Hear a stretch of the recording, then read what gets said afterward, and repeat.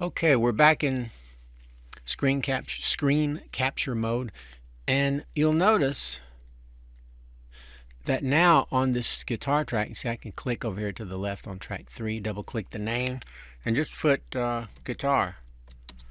That way I know what it is when I look at it. It's a good idea to name your tracks, but sometimes I get in a hurry and I just don't care because I know. Now this part here is where I started recording, but I wasn't playing anything because the song has. So when I get ready to really do the real track, I'll take the beginning of this and get rid of it. I'll just move it up here so that if I make any noises, there won't be any noises because there's no track to play because I just moved the beginning. See? And I can do that with the actual track too, to clean it up if there's any, hiss or anything. Like that. So now let's listen to it with me and the track. And it's going to sound out of tune, but, that's because I hadn't adjusted the pitch yet.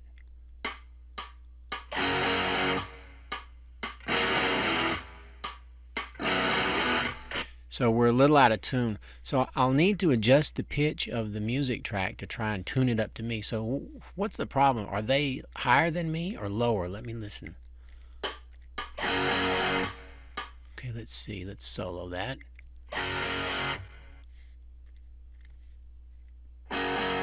Okay, I'm a little higher. So I don't need to pitch the track down so much. So let's open up the pitch shift for the track, which is right here. So I'm pitching it down minus 2.65, which is too much. So let's make that, let's just try 55. Let's see if that helps us. Better.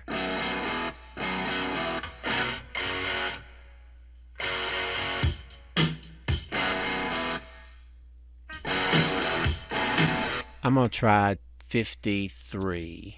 So this is what I do. I sit there and try to get the pitch exactly right, which tunes me to the song, which could be out of tune. They're not necessarily all perfectly standard. Of course, my guitar is not perfectly tuned either. It's tuned to itself. Yeah, that's better. So that's what I do to get the pitch roughly, roughly correct. I can fine tune it later, even after I get the track in. I just need to get really, really close so I don't sound bad, and it makes me, more inspired when it sounds good as I'm recording it. So now I can listen. I can sit here. I won't take all day doing this, but I'll just tell you. I can listen to the track and try to see what is it going on there and about my guitar. Mine didn't sound as good. So that's what's going on. So what's the difference? And see, that's what I do. I sit here and go, okay, his lasted a hair longer, but there's something going on. It's almost like, it sounds to me like there's two guitars, but maybe it's just two amps. Yeah, it sounds like two guitars. Anyway, we won't worry about that, so. Yeah, so his is darker and a little more round. So I'll have to play with that. So the two things that I'll look at are my settings in here, in Guitar Rig, the amp settings, and the cabinet itself. So if I change the cabinet, you can look down here. I'm on Gratifier, where my cursor is circling. So I can change. I'll set up a loop so we can hear me only in a loop, which is handy. It just plays it over and over. Okay, and then I can fool with this stuff here. That's the wrong direction. That's the wrong direction. Let's see. Let's see if we can get it better.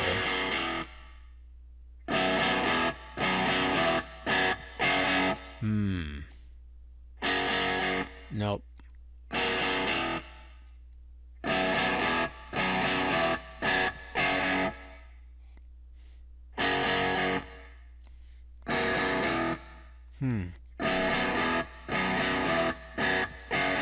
Just a hair more gain, maybe?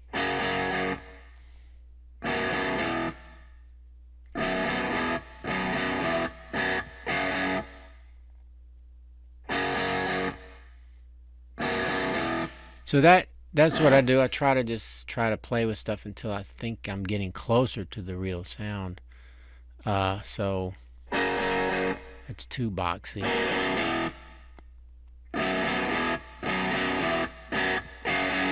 Uh,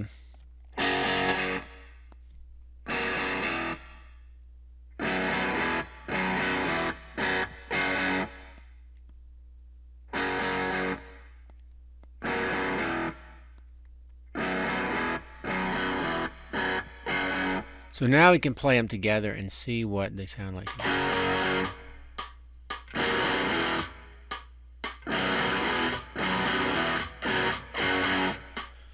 Okay, that's better. That's I can live with that, for now.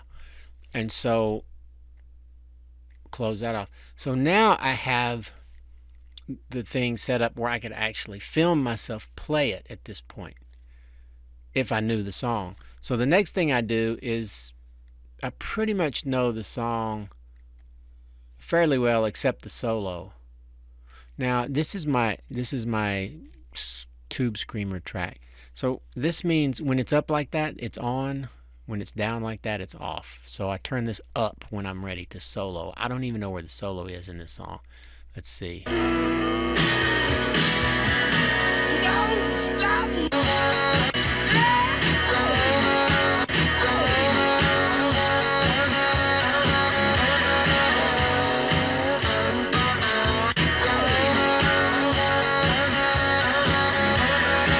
So wherever the solo starts, I'm moving my tube screamer to turn on right before that. So let me listen. That's about right. So where does it end?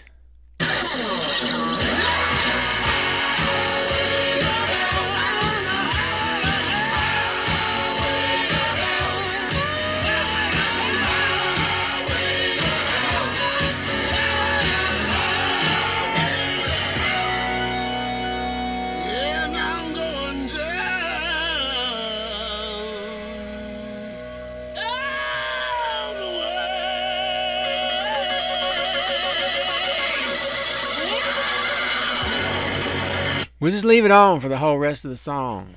Screw it. And then this track is my reverb amount. It's not a track, it's an envelope track. So, okay, so I can make it have more or less reverb. So, for the solo, we could turn on some reverb. I'll put another node here and another node here. Get rid of these. And so I can, let's put one, let's just, I tell you what, let's get rid of that, get rid of that. And so anyway, we'll raise the, since it lasts to the end of the song, we'll raise it up a little bit to give more reverb to the solo, just a hair. And that's it. We'll get rid of, the song's over, so we get rid of all this extra manipulations after the fact. And we don't have any fade, but that's no big deal. So now I have everything set up for me to record my guitar on track 3. So I'll get rid of the scratch stuff and just rehearse the song now, which I won't film, but I'll rehearse it till I'm happy with it. So then I'll lay the guitar down all the way through, and then when I'm happy with that, then I'll render it out, mute the clicks, and then merge the video of me playing with this mix I make here. And that's about it. So now we'll stop this screen capture and we'll see what we need to do after that.